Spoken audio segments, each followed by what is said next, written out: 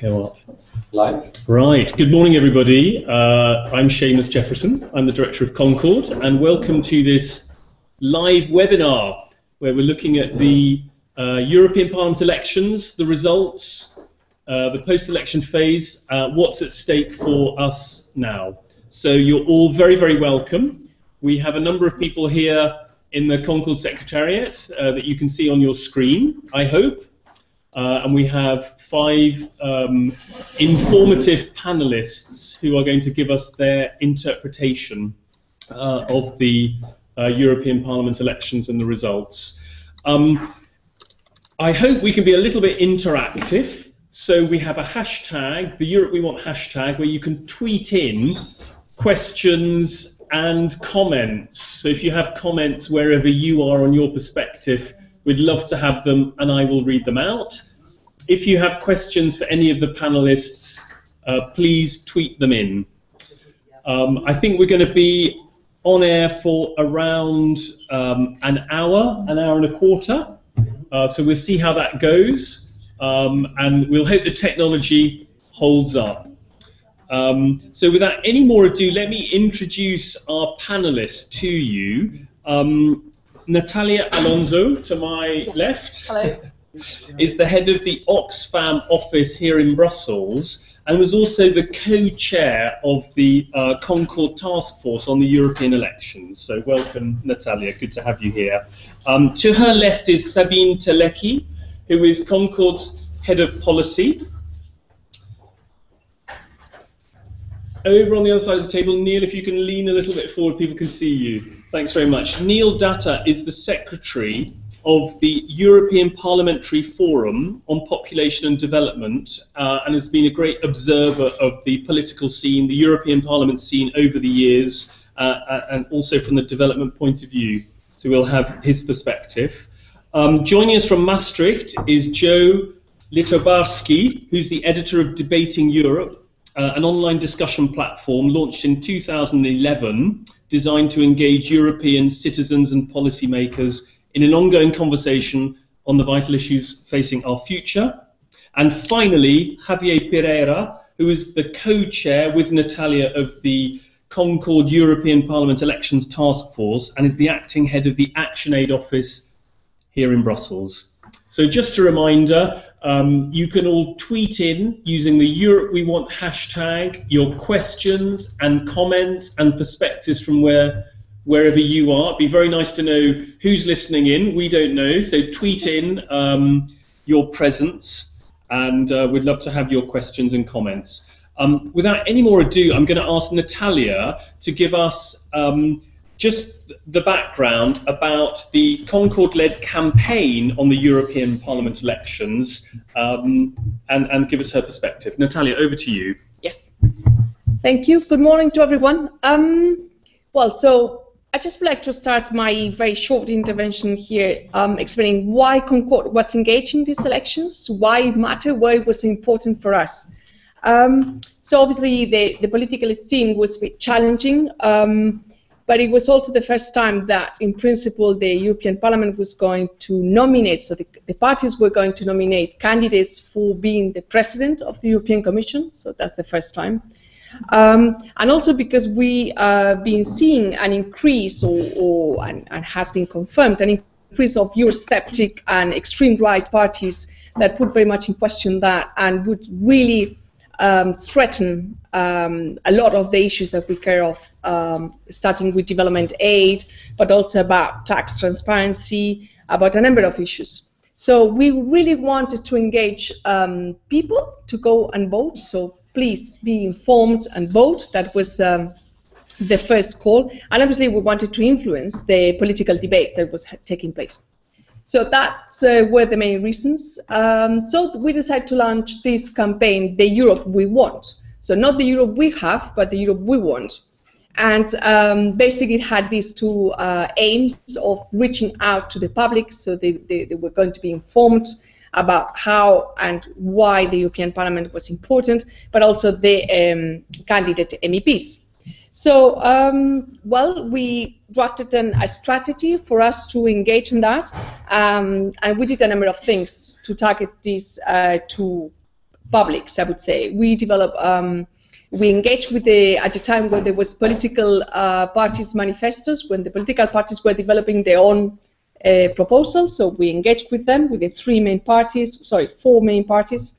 We also develop a campaign toolkit, so trying to give some tools for the members of CONCORD to engage. So from writing blogs, guiding questions for the candidate MEPs on what were the issues and how they were positioning themselves vis-a-vis the issues that we wanted to discuss. We had a policy digest that Trialogue group developed, and we also, that was the tools that we developed. And then a number of CONCORD members engaged quite actively. We had some events taking place at national level, like in CONCORD, Italy, launch an important event also coinciding in preparation for the Italian EU presidency. There were a number of actions, radio programs, manifestos by Bond, so a number of actions that took place. So this is a very brief overview of what CONCORD has been doing ahead of the elections. I leave it there. Thanks very much, Natalia. Sabine, do you want to give us a summary of what actually happened during the European elections in terms of results? Close as we can get it. Okay. Yeah, we have a Prezi for you to show you the results. Just a second. Okay, it works. Okay, so first of all, you can see that the major parties actually lost the seats, especially the European People's Party and ALDE, the Liberals, as there was a rise of the non-attached parties taking their votes. Most of these parties are far-right or extremist parties that do not fit in the traditional party grouping of the previous European Parliament. And then, okay, you're already there with the wins and losses. Yeah, this diagram shows you, I think we just updated it this morning. It's more updated than the one we sent out beginning of the week to the members, which are the actual loss of seats or the wins of seats. And you see under the category other, a big bunch of seats winning, bringing together different groupings, but most of them actually the Eurosceptic unaffiliated parties. And then you see what I just mentioned, EPP a loss of 50 seats, and also the Liberals 30 seats, which is quite substantially. Then we thought we show you quickly which are the seats for each country. You see what it was in the previous European Parliament. Until now we had in total 766 seats. Now we have in the new European Parliament 751 seats. You see Germany needed to give away a seat. Most were the same. UK remained the same, for example, and the other lost only one seat. To give everyone the chance, according to the population size, to have their seats in the European Parliament. What is quite interesting is the turnout, and this gives a quite good feeling about which countries had a quite high engagement and which rather less. You see Italy and Belgium, obviously, as it's mandatory to vote with a high turnout, over 60%. But you also see Sweden, Ireland, Greece with a high turnout, for example, Germany, Spain, pretty good. And then you see the Czech Republic and Slovakia, actually, with a, for example, very low turnout. What is interesting is, of course, to see a bit in which countries has been this rise of far-right and Eurosceptic, and we saw it in the news in France with almost 25%, followed by Denmark, UK, Austria, Hungary, Finland, and Greece, and right after Germany, actually. So it's interesting to see a bit in which countries they mobilize their voters. We can change to the next. So what comes next on the political scene? This week they already start in the European Parliament to form the political groups. Then we'll have the nomination for the new EC Commission President, and we know yesterday evening was quite an important dinner to start off this debate amongst the heads of states. Then over the next weeks there will be the informal negotiations starting, taking place between the groups. So who becomes a chair of a committee, coordinator roles, but also just a simple membership in the committees. And the first week of July, there will be then the vote on that. And then we have, which will be also outlined by Javier later on, the commissioner hearings in autumn being a key moment for CONCORD. That's it. Thanks very much, Sabine. And we'll come back to those results and maybe get comments and tweets and questions from different countries. So just to say, welcome. If you just joined us, we've now got about 25 of you from across the network, and I think we're about 10 here in Brussels, listening into this live webinar looking at the European Parliament elections and what it means for us and our sector. I'm going to go now to Neil Datta, who's the Secretary of the European Parliamentary Forum. Neil, from your point of view, what changes? What does the new makeup of the European Parliament mean for us and our sector? Well, thank you very much. Well, I would like to point out two things. There's, on the one hand, there's things that don't change, and on the other hand, there's some big changes ahead. So in terms of the things that don't change, we have a certain amount of continuity with the previous parliament, where the 4 or 5 largest parties remain the 4 or 5 largest parties, in more or less the same order. As Sabine has mentioned, the EPP comes out weakened, but is still the largest party in the European Parliament, followed by the Socialists, and then the Liberals, the Greens, and then the ECR and the Left. So there's a certain amount of continuity there. And with those political parties in place, we do have a fairly stable support for international development, for health issues, etc., for a more socially minded agenda. On the other hand, what does change is, as has been mentioned by Sabine, the rise in populist and far-right groups. Now, there's several types of these far-right and populist groups, and not all of them are necessarily bad, or not all of them are problematic. I mean, on the one hand, we've heard of the increase in the National Front in France. That's important because they may be able to create a new political family, a new political group in Europe, in the European Parliament. If they're able to do that, they have the number of MEPs that they need. It's a question of finding whether they have the number of member states. They need 7 representatives from 7 member states. They may not have that yet, but they stand a good chance. Then they would be able to play the game with the other political parties of bidding for chairmanships of certain committees or roles within the European Parliament. So having someone from an extremist party like this in such a position of responsibility is of concern. Then there's other types of populist groups that are perhaps challenging, but they're not a lost cause, such as the National Front. Among those include, for example, the Danish People's Party, the UK Independence Party. We may not necessarily share their values or their beliefs, but on issues of development, on issues of healthcare, other socially progressive issues, there may be room to maneuver with them. And also, what's important is that they do represent an important part of the electorate. Being able to engage with representatives of those political parties may be a way of conveying our message to their own electorate. And so we should see this as a challenge, but a welcome challenge for us. And then there's a number of other populists that exists, such as the 5-star movement of Beppe Grillo in Italy, and those we have to see where it is that they will position themselves. There's a whole range of new political parties that have come in. From the list I have, it's about 64 members of the European Parliament. A number of them will gravitate towards existing political families, towards the European People's Party, the Socialists, or the Liberals, and then that may shift the balance of power between the existing political parties, depending on where the 17 from the 5-star movement of Italy, if they decide to go to one family or another, we could have a new set of a new order in the balance of the European Parliament. But then, at least finally, I'll just conclude with a bit of good news.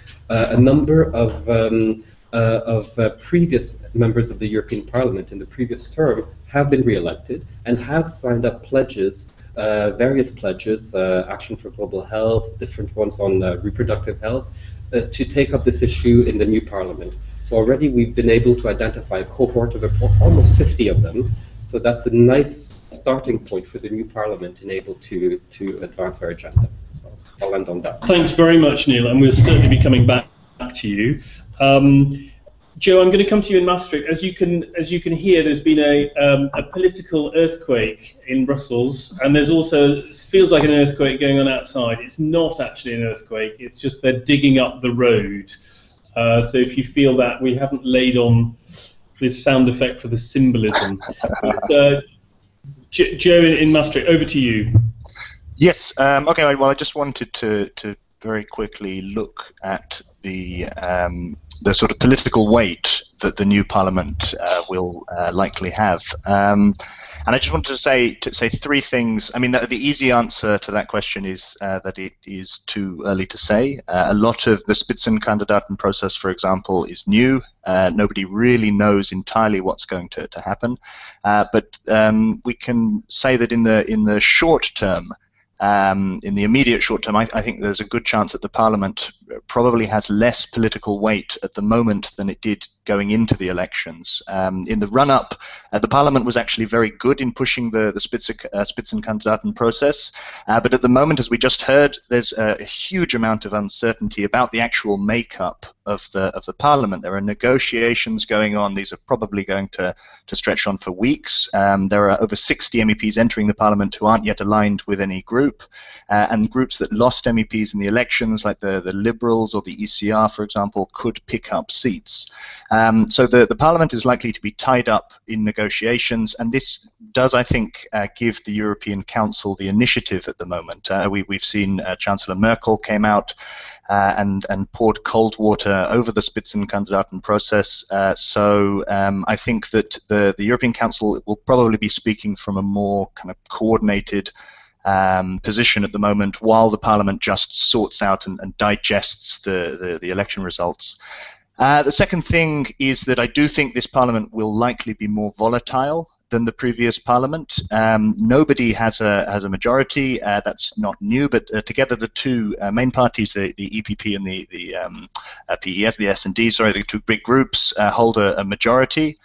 But I think that it's a slim majority, and you're going to have to see, I think, that the groups will have to work harder for majorities on different issues, particularly on some of the more controversial issues in the Parliament and on the Parliament's agenda. And then the final thing I wanted to just say was about the actual Spitzenkandidaten process. Where's that likely to go? This is new. This on paper seems to give a lot more power to the Parliament and give it a bit more political oomph. As I just said, Merkel did seem to kind of row back from she said that it's not automatic that Juncker will be the next Commission president, and we have heard a lot in the media, a lot of speculation that an alternative candidate might be put forward. Names suggested include Enda Kenny, the Irish Prime Minister, or Christine Lagarde, the IMF Managing Director. But I would say that it's important not to underestimate the kind of long-term increase in the Parliament's power. I don't think that the Parliament is just a sort of rubber stamp for the Council's choice here. Should the European Council candidate not obtain a majority in the Parliament, the Council would be forced to propose a different candidate within 1 month, according to the new rules. So, for example, Enda Kenny or Christine Lagarde are unlikely to give up positions that they hold now in order to be voted down by the Parliament. So the European Council will have to propose a candidate which the Parliament accepts. I've spoken to hundreds of MEPs over the last year, and there's really very strong cross-party feeling on this, that they want to establish a precedent, and they want one of the Spitzenkandidaten to become the next Commission President. So in the short term, I'd say that the Parliament's political weight is lessened while it digests the results, but over the long term, I think it might actually be enhanced. That's my sort of initial reading.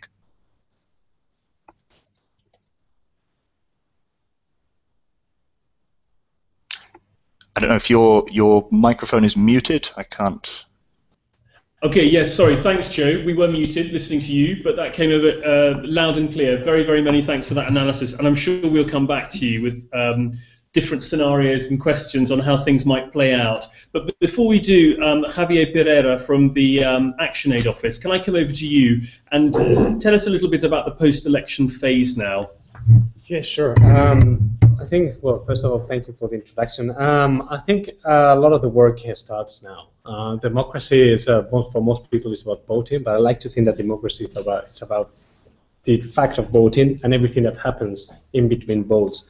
And this is a time for CONCORD and as well for European citizens to engage and to demand that the MEPs uphold their commitments, the one they made maybe during the campaigns, but also to that they uphold the European principles upon which, well, the European Union is founded.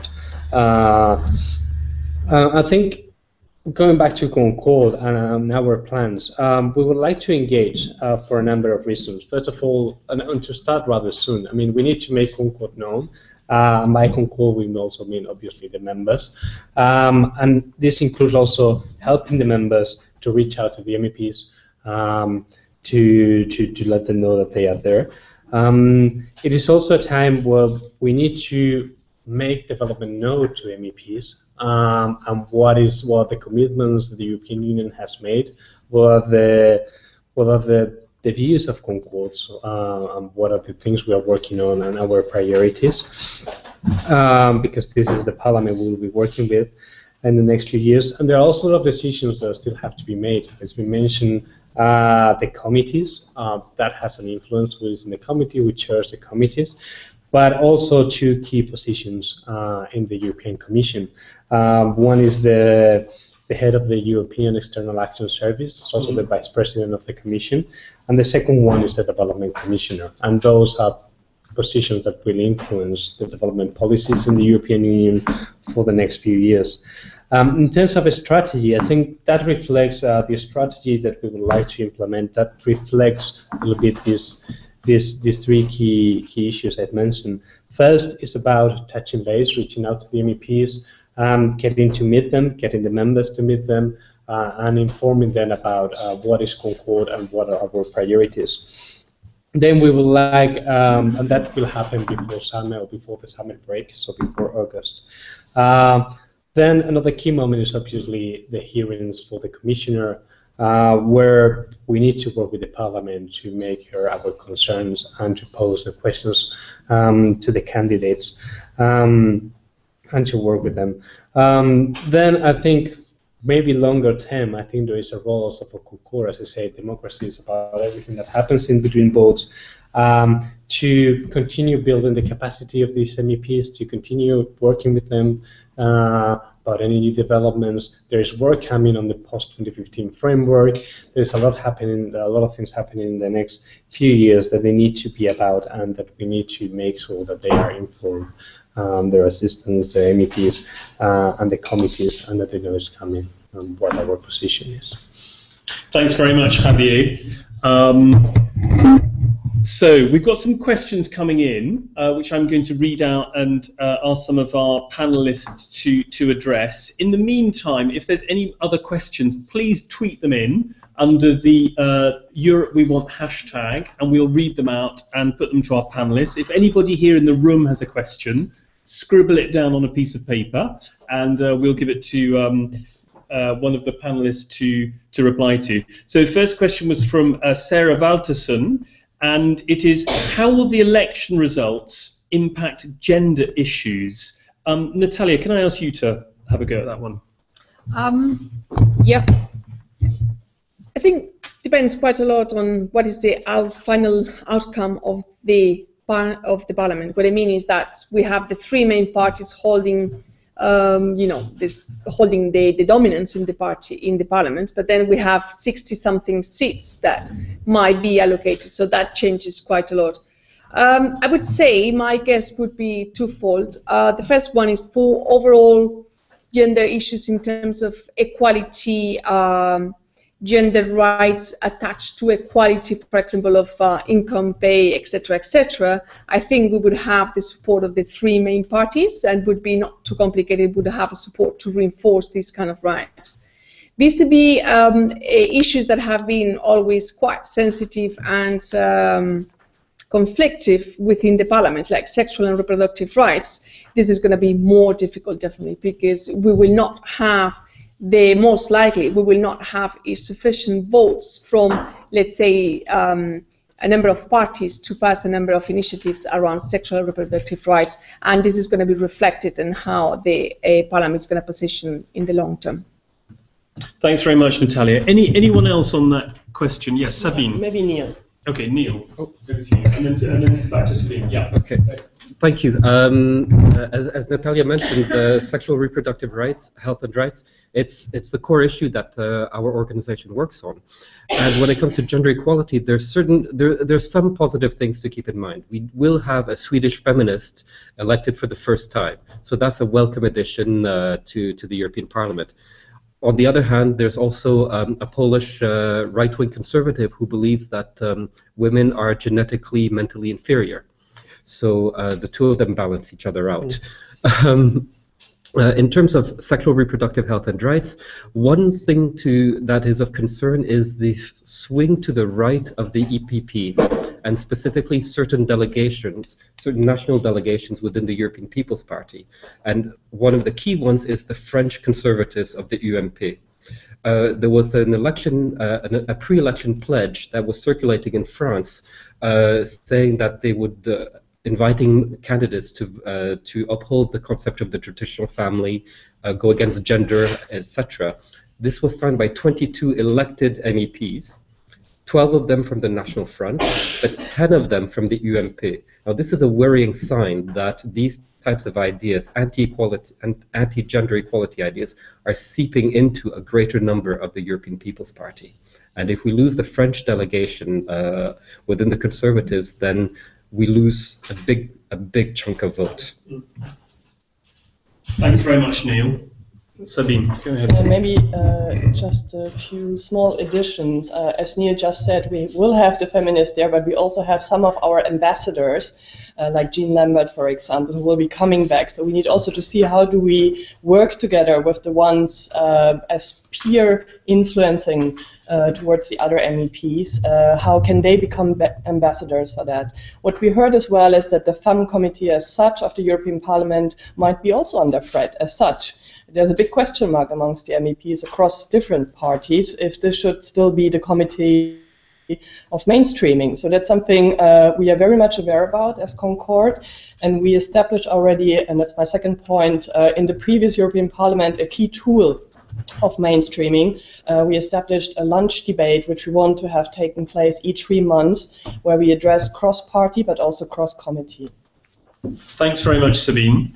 Got a question in from Italy, a comment and a question. The comment is that that probably, so according to the declarations made up to now, the Five-Star Movement is not willing to join any political parties. Interested to see what the panelists think of Italy, which seems to have bucked the trend in this election. And the specific question, which Joe, I want to come to you with, is how is the unexpected election result of Italy, how might that change the weight of the Social Democratic group in the decision of the new European Commission President? Yeah, well, so as I said, I mean, there's still a lot of uncertainty about the final makeup of the different groups in the Parliament. If the S&D achieves more seats, my feeling is that would actually make the process of choosing the next Commission President even more complicated and not less, because if I don't see the results having a dramatic impact in terms of the ranking of the different parties. I still think the EPP looks like it would come in first, but if the gap between the EPP and the S&D is even less, I think that that will strengthen the European Council's position, and it will make it harder to find a kind of common candidate from the Parliament's side. I mean, from the perspective of the Parliament, Juncker has the first shot at forming a majority. Presumably, if he fails, then Schulz would be given an opportunity, but no party has a majority. They're all going to need the backing of other groups, and that's true of any candidate who would like to try for European Commission President. You for the next question, then come on to Javier. So, Joe, stay with us. So, this is a question from Rilli Lapalainen in Finland. Any ideas as to candidates for the High Representative or the Development Commissioner jobs?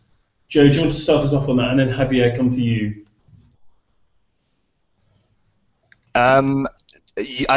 I think that it's going to be interesting again. Like the sort of the makeup of the Parliament isn't decided. We don't yet know the Commission President, so a lot of this is sort of very speculative. But I've heard names lined up, including, for example, Finland's former Prime Minister. I think that the UK felt that it was maybe a mistake going for High Representative last time round, so I think they're going to try to look for something more related to trade or to the economy or financial services. So I'm not sure. I don't want to necessarily place any bets, but it'll definitely be interesting to watch. Javier, your thoughts? Yeah, no, I think along the similar lines, it's very complicated to know now or to say what will happen. A lot of politics are involved. There was some rumors about maybe using some of the candidates for the presidency of the Commission also for that position, but now everything seems to be a little bit back in the air. And when it comes to the commissioner, it's a little bit the same.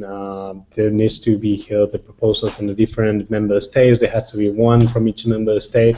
So it is really difficult now to understand those dynamics. Thanks very much. I'm just going to, I'm going to ask you a question. Okay. Natalia, and then exactly, and then you can put your question. And it's just to come back to a little bit where we began, which was the Europe We Want campaign that CONCORD was involved in. Now that changes very much into an advocacy operation with the new elected and selected officials that we will end up with. But what can we as a confederation draw on in terms of the relationships we've made, the tools that we've built in the Europe We Want campaign for our future work? And I'm thinking particularly of the European Year on Development. 2015 will be the European Year on Development. Is there a way we can use the relationships we've made with other sectors outside, if you like, the development, civil society organisations? Can we build on that for, if you like, the year on our topic of development? Yeah, I think one of the issues probably I forgot to mention at the beginning when I did my intervention was when we launched the Europe We Want campaign was very much an effort to put together the efforts of a number of organizations in other sectors as well. So we're working with the organizations working on fair trade, organizations working on climate change, etc., because we had a common, let's say, a common concern and a common objective of mobilizing people for a number of social and environmental justice questions. So we built a number of alliances, some stronger than others, obviously, and the idea is that obviously we need to continue working on that frame of working through allies. I think that's quite important for the European Year in next year because it's on development, but it's so much interlinked, and you can see in the messages that we have in the campaign that we said we wanted a fairer Europe for a fairer world. This affects obviously policy coherence for development, so it affects policies on trade, on environment, on biofuels, etc.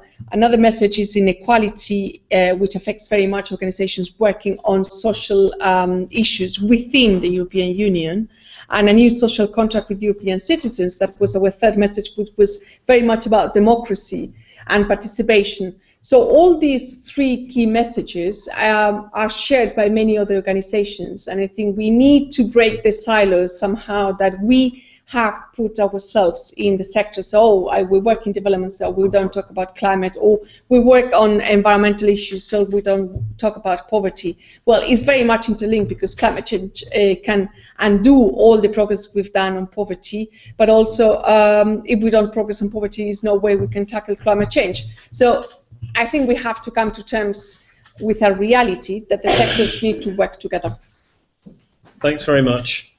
Neil, I wonder if I can come to you now with another question, which was more concretely, what does the new European Parliament mean for development issues? If we're looking at the big issues, if you like, the legislative programme that's going to come before the European Parliament in the next 6 to 12 months, and if you think of, you know, those big policies coming along, how do you see the changes in the European Parliament and the effect that might have on these big sort of issues coming along in our sector? Well, thank you. The Parliament will have to take a position on any of the issues that are debated at the European Union level concerning development. And we know not only is next year the European Year of Development, but it is also the year where there will be the negotiations on the post-2015 development framework. So whatever comes out of that, the EU as a whole will have to take a position, and the European Parliament will take a position on what comes from the European Commission, what is decided by the member states at council level. The European Parliament also may be directly involved by sending delegations to the very meetings where these issues are being discussed. So the Parliament has a role indirectly in influencing what the other institutions will be saying, and as their common positions, but also directly as an actor in its own right in the various negotiations. In this respect, it will be important also to see which MEPs are involved and from which political parties. Bearing in mind that now we will have, you know, as was mentioned, we will have a big populist contingent in the European Parliament. And there will be, I think, one challenge we can anticipate is that we may find MEPs and whole political parties that may be supportive of the idea of development, but may not feel it's a European Union competence. And so they may feel that, you know, development, yes, I agree, but it should only be from my member state and not necessarily for the EU. And so we may have to find a line of argumentation that justifies an EU approach to international development, which I think is something, a new challenge we'll have for ourselves. Yeah, and I mean, I've also heard that some of the more populist parties see humanitarian aid as the be-all and the end-all of development cooperation, and the rest they don't sort of acknowledge. Is that something that you think yes. could be a... Yeah, I mean, what we can see is a rather primitive understanding of development, where it's for development, disaster relief, etc., or to promote your country's trade interests in a certain part of the world. So that will come up, but again, it's an opportunity for education. Unless the politicians are quite cynical in their approach, usually positions like this are the result of ignorance. They don't know any more about development than I know about climate change. And so it's an opportunity to educate them and to reach out to them. Yeah, thanks very much for that, Neil. Javier, do you want to add anything on that? The sort of legislative issues coming up, the topics in our sector that are going to arrive at the European Parliament, and what might be the impact of this new Parliament on them? Yeah, well, just reflecting on what Neil was saying, I think, and please correct me if I'm wrong, but in the European treaties, what they say, they talk about what is the objective of the European development policies, and they say very clearly it's about poverty reduction and ultimately the eradication of poverty.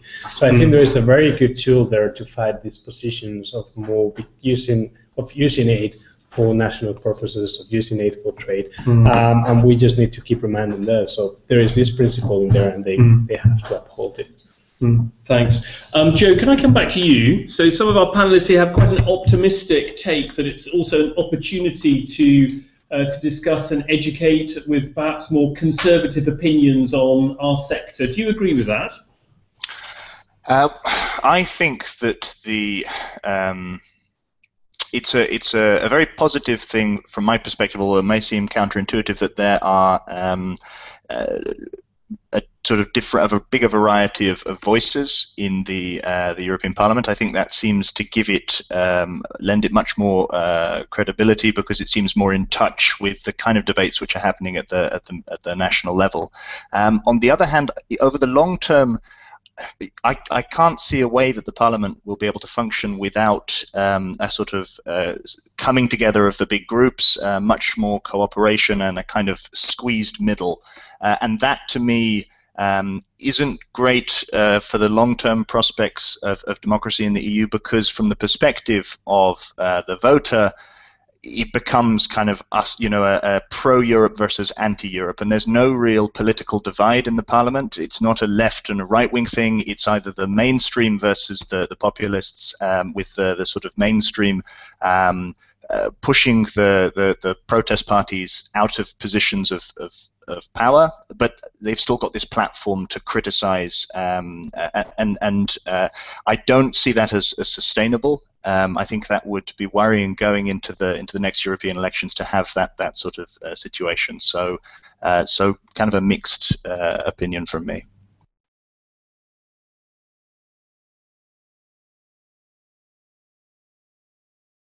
National parliaments. Okay, come back again. So the question to Neil is the relationship between the European Parliament and national parliaments, at that link. I mean, it seems to be in the air, this issue of what are the core competences of the European Union, and what competences could be repatriated, a stronger role for national parliaments, how to re-engage more with citizens, with sort of national politics and so on. How do you see that? Yeah, well, thank you. There's several answers to that question, and also it's the answers depend on which member state you come from, and the importance that one attaches to the European Parliament. There is already a procedure in place, according to the treaties, where national parliaments can block what is taking place at the European Parliament. It's a procedure that does exist, but I would suspect in most national parliaments, most politicians are not aware of this procedure, so that the level of engagement at the national parliament level in what is taking place at the European Parliament is extremely different according to each member state. So the answer to that would be there's 28 different answers, one per each member state. Another aspect is also more at the level of the political parties. Political parties are key here. They are the ones that decide who gets onto the electoral lists, both for the national parliament and the European Parliament. And so we see here again a difference in how the European Parliament is perceived in different countries. In some countries, for certain political parties, the European Parliament is a serious position, and so they send good candidates there. For some other political parties, it's a form of exile, or this is where you put the troublesome ones that you can't get rid of in national politics, so you send them to Brussels for a few years. So this explains why we have some members of the European Parliament that we do at the moment. Also, another important thing over the next 5 years, what we've seen in the past 10 years over the past few elections is that even when MEPs do very well, do a good job here in Brussels, this is not always valued back home by their national political parties. So, and who will decide to place others who may gather more votes in a national election, or may better represent the perceived interest of that party, whether they do a good job in the European Parliament or not.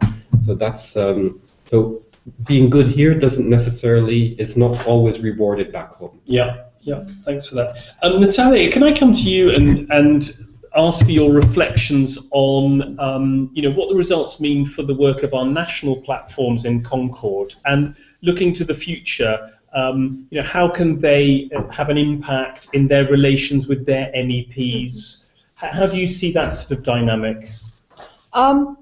Well, I think the dynamic when the national platforms have been engaging with the candidates and with the political parties at national level, I think it really positions them well for the advocacy work that starts now post-election, from holding to account to the pledges that they have signed, but also the declarations and positions they have taken, etc.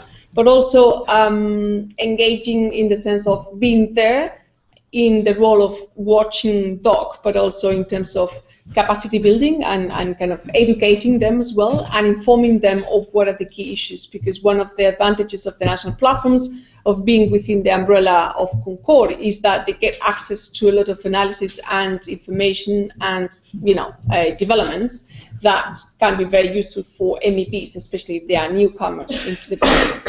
So I think that's a positive one. I wanted to use the opportunity to launch a question, maybe to Joe, but also to others. The reality is that we have a more fragmented Parliament, and we have still the mainstreams, but a number of other people that have come into the Parliament. Obviously, the extreme right parties have come quite strong, but they are also representatives from other, let's say, other parties that have been created quite recently. And I think it reflects maybe a bit more democracy, and even if the participation was not fantastic, it was better, let's say, than last time. So maybe taking that as an opportunity to engage with the smaller parties that come not from the mainstream parties at national level, and how can we engage with that? And linked to that is how, so that's a question maybe for Joe, do you think the social media has played such a role to allow these smaller parties to come into the European Parliament? I'm thinking, for example, well, I know well because I'm Spanish, but in Spain there was a political party that was created in March, so basically a couple of months ago, and they managed to get 5 MEPs. And it seems to be quite related to social media, but I just wanted to see if this is something that has been happening in other places as well. Joe, do you want to take that? Yeah, no, I mean, I think it's something which you've seen across the board. Turnout was it was more or less the same as last time, which in itself some people would argue as an achievement. Although it was very, very patchy. Turnout was up in some countries. I think it was up in the UK, Germany, and France, and it was record lows in other countries. I think in Slovakia it was 13%. My feeling is that this sort of collapse of the mainstream has a couple of causes. I think it was very much exacerbated by the European economic crisis, but that wasn't the only cause. I think a big thing is that traditionally you've had left-right politics in lots of countries, and that's been they've each had a sort of established base, be it the middle classes or trade unions and so on. And a lot of these, I think globalization and the process and effect of globalization on Europe is having a huge impact, and it's not just in Europe but globally. So that's taking away a lot of the traditional support bases of these mainstream parties. So you have a lot of kind of voters who maybe previously would vote with their church or would vote with their trade union or so on. Now there's a lot more choice, and maybe they're perhaps coupled with that, there's a sort of declining interest in politics more generally. So you're getting rising voter apathy at the national as well as the European level. But of course, social media has played a huge part. Absolutely. I do think that a lot of candidates have been very quick to pick up on it. They've used it very effectively, and we saw from the U.S. elections that it can have a massive impact on turnout, on particularly reaching younger voters and so on. But the one thing I would say is, I mean, the EPP came first in these elections, and the demographic that tends to vote for the EPP, for example, tends to be, I'm generalizing, but tends to be kind of an older demographic, maybe less plugged into social media, and so there's only so much you can, those traditional support bases do still exist. We are on Debating Europe. We have 160,000 followers on Facebook, I think, but over 60% of those are under 35. So we, from our own audience, we know that a lot of the people using social media tend to be younger. What I'd be very interested in seeing whether the youth vote, which has traditionally been declining in electoral turnout, whether that was impacted in this most recent elections. I haven't seen that yet, but I'd love to see whether young people were participating more in this vote. For you, while we've got you on the line, which is the position of some of the formerly known as new member states, and I'm thinking about all the activity in the EU around Ukraine and so on. How do you see the position of some of the bigger, newer member states in the EU post the election? I'm thinking Poland, for example, in terms of their impact of their MEPs in the Parliament, who they're going to demand in terms of Commission portfolios and so on.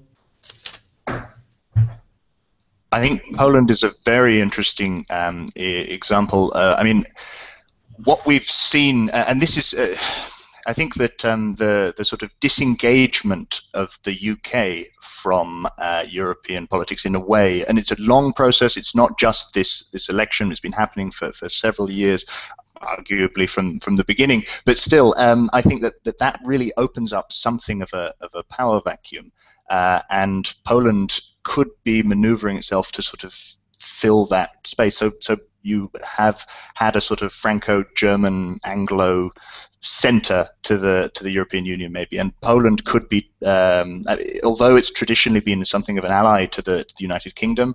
I think the Polish foreign minister was very clear last year that there is an extent to which that Poland is willing to reform or loosen the bonds of the European Union to sort of go along with David Cameron's reform agenda.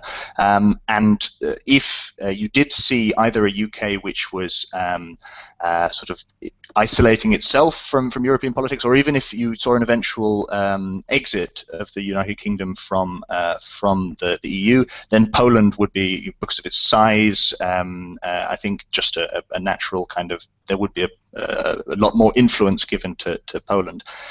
In terms of the other member states, I mean, what was interesting about the elections was that there were similar issues. This was perhaps the most European election that I've seen.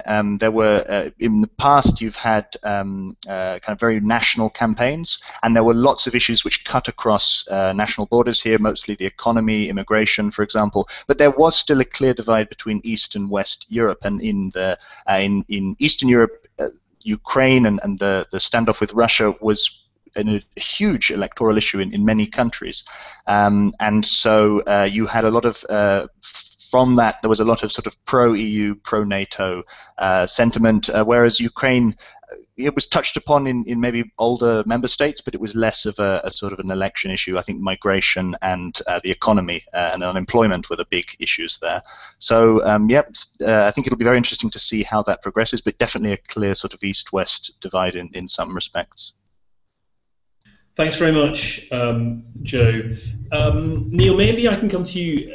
There's another question, this time about climate politics. So will the changes in the party groups have an impact on climate politics in the UK? I don't know whether that's, sorry, in the EU, I mean, not in the UK. Something that you want to comment on, or Natalia, or Javier? Well, first, I'd just like to maybe comment on what Joe has mentioned here about the situation in Ukraine and the Russian Federation. Another development that is interesting, and there's an increasing amount of that is being written up about this, is that the far-right populist movements of Europe tend to be generally pro-Russian. And so that Marine Le Pen from France has been received by the Speaker of the State Duma of the Russian Federation twice in 2014.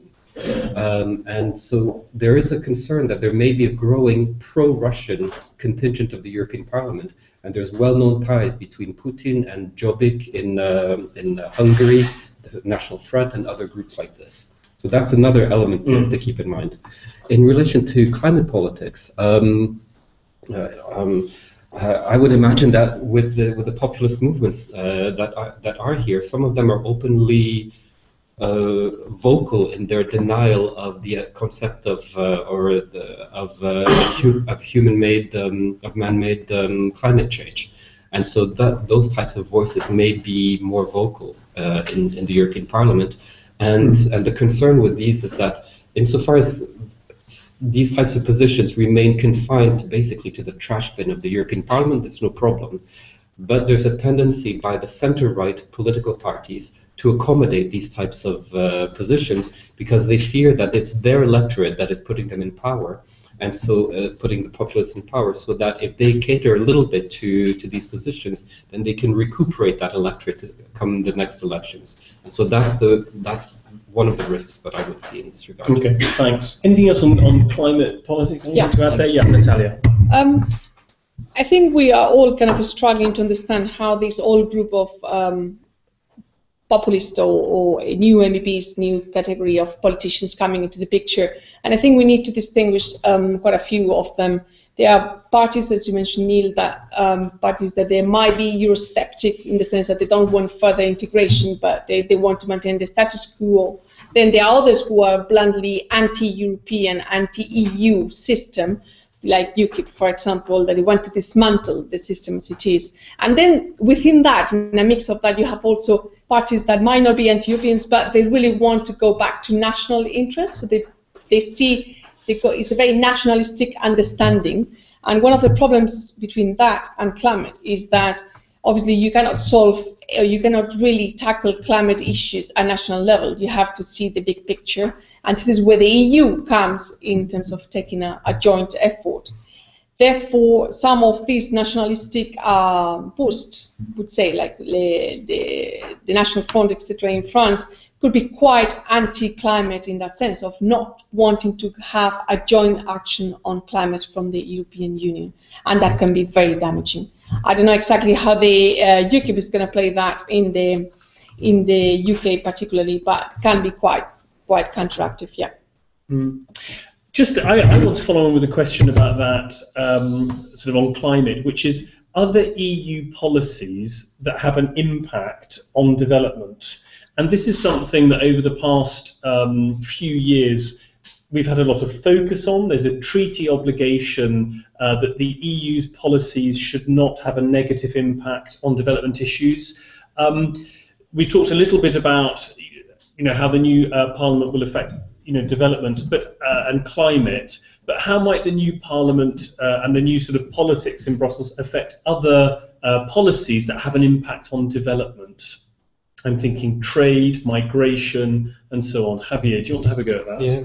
Well, I think there is that calls for us and for CONCORD probably to engage and to do a lot of capacity building. Maybe it's a concept that might sound easy to explain, but it's easy to understand in practice and to see how to evaluate that impact of other policies. So that is something certainly that we as CONCORD and development NGOs we need to work on.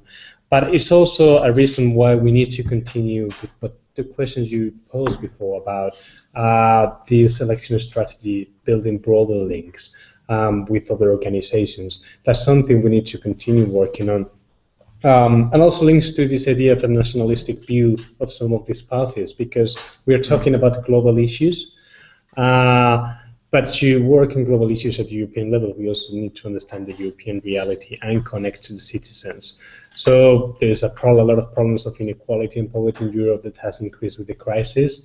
And obviously, there is a strong link with the financial system with developing countries. So for instance, there are things like taxation, tax evasion that has an impact in Europe and they have an impact in developing countries. But we need to work in making the link. That's why we need to build bridges with other organizations and with European citizens. And that is important also to work on policy coherence. We need to do that exercise to helping politicians and citizens understand those links. Yeah, okay. I think we're drawing to a close. If there are any more questions, now's your chance. Questions or comments, please tweet them in. I want to ask our panelists to, moving on from what Javier said, to think a little bit about what CONCORD's focus might be. What would be your sort of 3 considerations, opportunities, or priorities for CONCORD in light of this election result? Neil, do you want to start off? Yeah.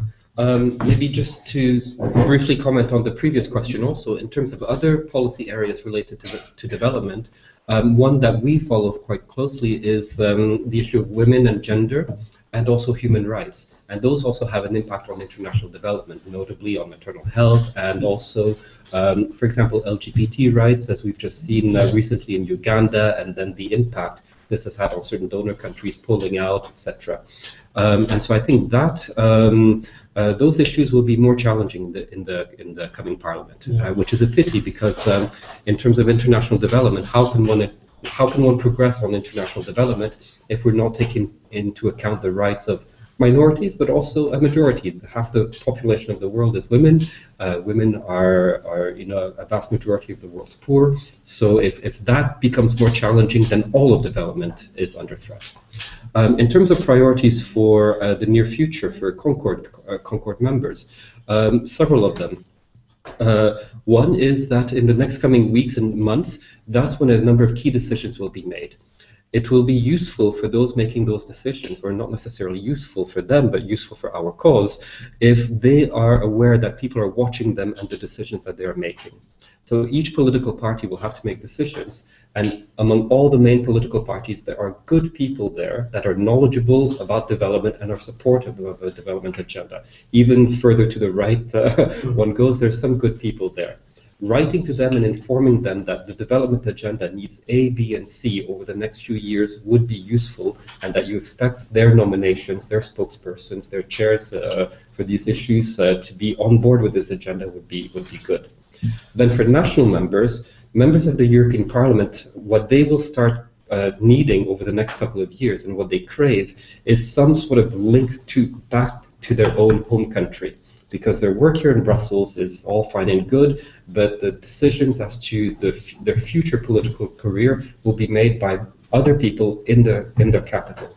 So having CONCORD members, NGOs at national level engage with their elected MEPs will be useful over the next few years.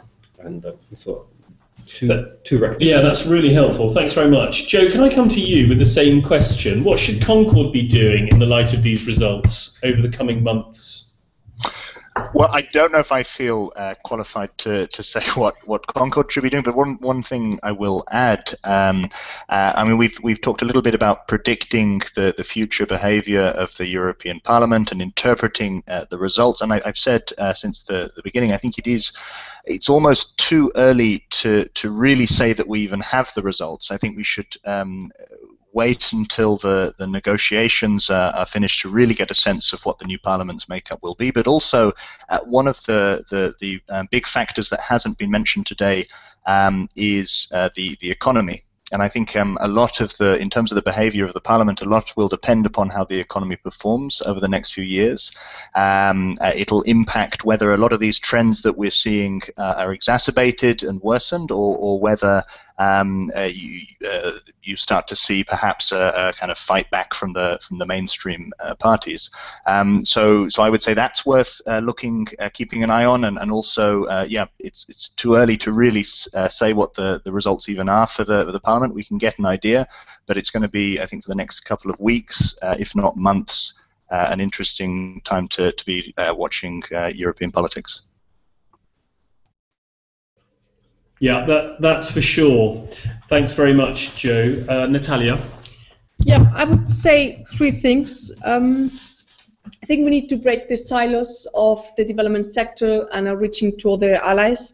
And as a concrete example, the EU is going to be designing the targets for climate and energy for 2030 in the coming months. That's not only the Parliament but the Council, and it's basically going to set what is the ambition of the European Union on climate and energy, and this has a direct effect on poverty and hunger. So I think that's one thing. Another thing is also bringing back the passion around aid and development, and I think the European Year for Development next year is a case in point. Maybe aid has become too technocratic, too technical, and I think we need to bring the spirit back from the support of the people. And then the third thing is that we need to address the longer term, so don't lose the track of the vision, which is, I would say, inequality. So the gap between the have and the have-nots happening in Europe and outside is the inequality, and one way to tackle that is obviously tax justice. So three things. Thanks, Natalia. Have you?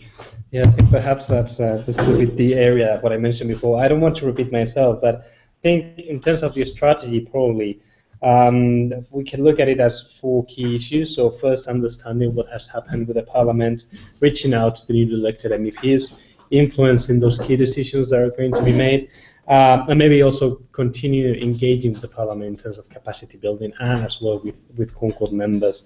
But I think it's more important to continue doing that, as Natalia said, in this spirit of reaching out, building bridges, and reconnecting to European citizens with development issues. I think sometimes it's difficult for development NGOs to talk to European citizens or to citizens and to understand what is the connection. And I think this campaign has really helped to change that, and we need to continue working in that line to make it happen. Thanks very much. I mean, I'd like to keep going really, but we can't because there's a meeting going on at 2 o'clock with the Europe We Want task force. But I just want to thank everybody, and particularly to Joe and Neil for joining us and giving us the benefit of your expertise. I think that's been extremely helpful and insightful, and we need to keep in touch with you, I think.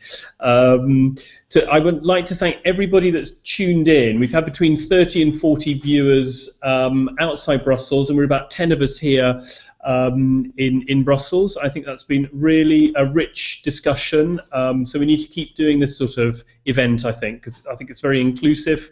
And I think it's enabled all the different parts of the Confederation, whether you're based in Brussels or in national platforms, you know, to get involved. I think that's very, very important. I want to really thank the EP Elections Task Force of CONCORD, and particularly to Natalia and Javier, and to Sabine and James and all the colleagues here that have worked, and Daniel, who have worked really, really hard on focusing our attention on these important elections.